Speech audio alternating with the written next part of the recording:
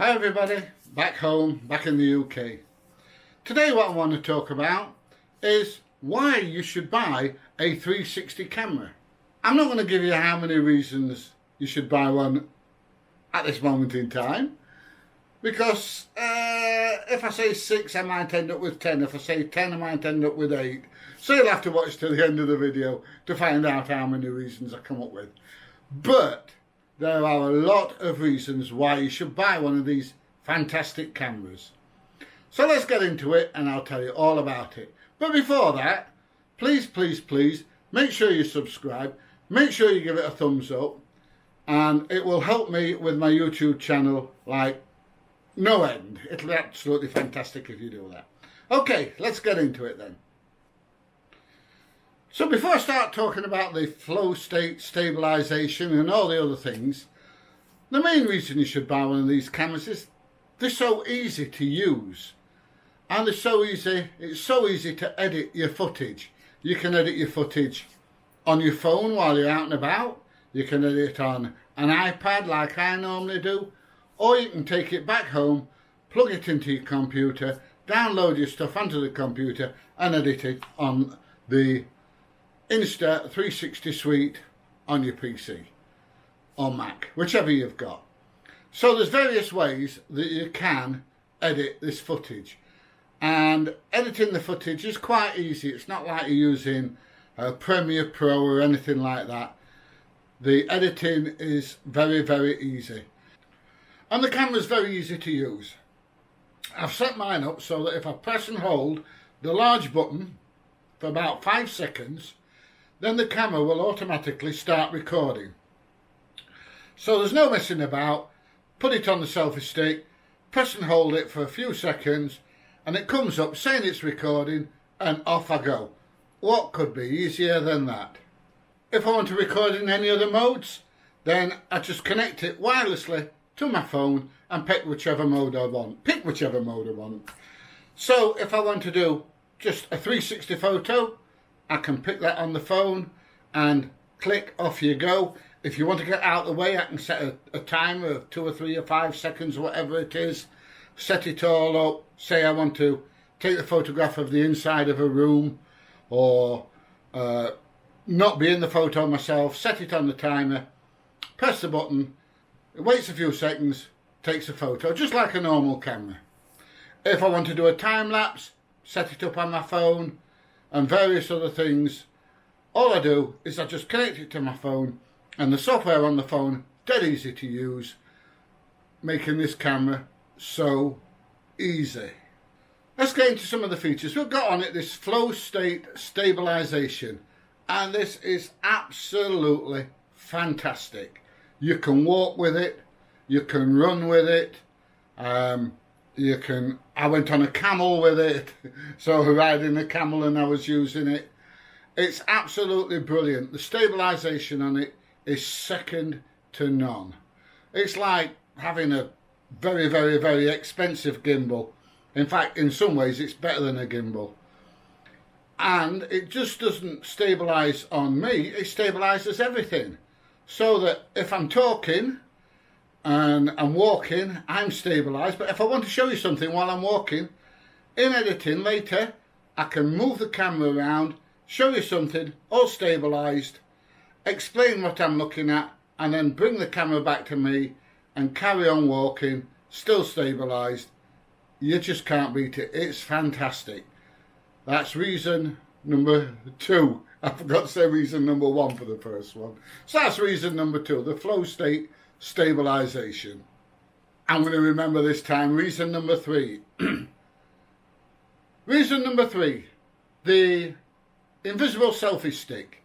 Now this is great. You can walk along, hold it in front of you, video yourself, and I've got loads of video which I will show you where I'm walking along and videoing myself and you can't see the stick. It's just like having a second cameraman walking in front of you and filming you at the same time. And I did do a video on using the Insta360 One X as a second cameraman, and you can do this with this cracking little camera or any 360 camera.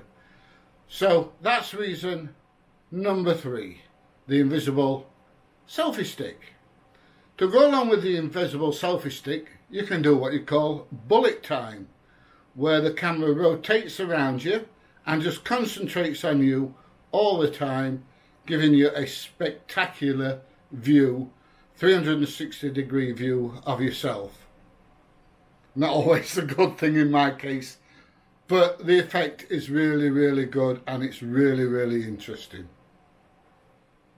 This truly is a camera for all occasions. You can do time-lapse photography. Now, I did a time-lapse not long ago. It was only a 10-second time-lapse, but it rotated all the way around and gave you a 360-degree time-lapse. And I'm going to play that for you now. And you can see exactly how good this video is when making time-lapses. You can see myself and then a 360-degree view of everything that's around me, and then it comes back to myself. Not necessarily a pretty picture, but it really, really works. Excellent.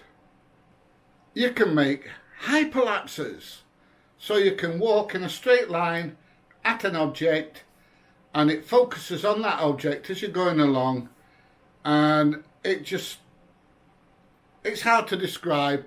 I'll show you a video of how it works.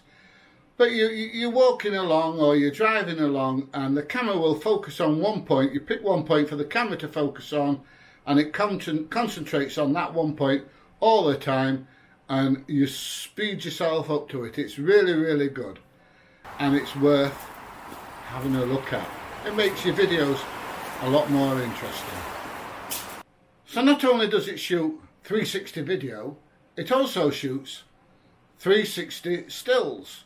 So you can take a still photograph, just like with a normal camera, but it covers all 360 degrees all the way around you, which can be great. You know, if you're doing say a property shoot or something like that, it's absolutely fantastic. You can use the 360 photos to take really dramatic photos, really dramatic pictures. You can also do this in HDR. So it does work in HDR, the photos work in HDR, the video works in HDR, but you do need to have the camera stationary if you're videoing in HDR. But it does have that effect that really brings the photos and the videos out, really makes them pop. So once again, that is something worth having a look at. One of the other things you can do, believe it or not, is slow motion. You can actually make slow motion videos with a 360 camera. The resolution is not as good, but for putting them on YouTube and things like that, definitely adequate. Not a problem. So you can make slow motion videos. With the new 360 camera that's come out, the Insta360 there are one or two extra features that you can use over and above the 360 And the first one of these is something called night shot. So it's taking these photos at night and you can see all the stars and everything else like that.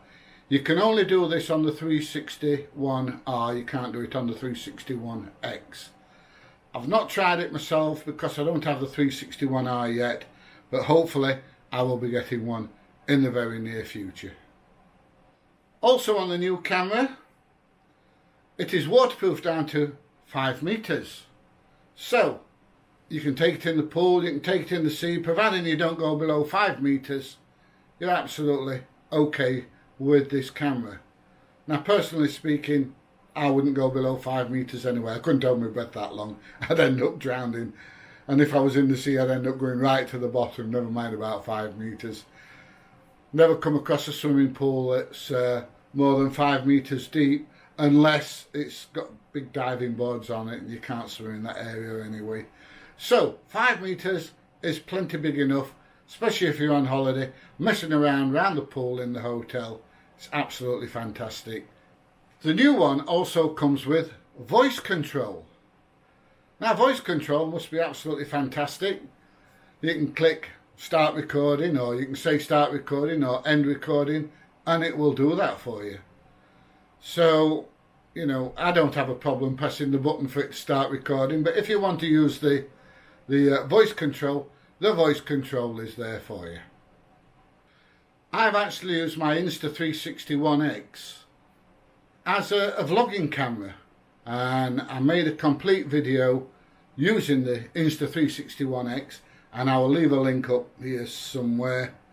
It might be up there, I'm not sure, I can't remember, I never get it right anyway.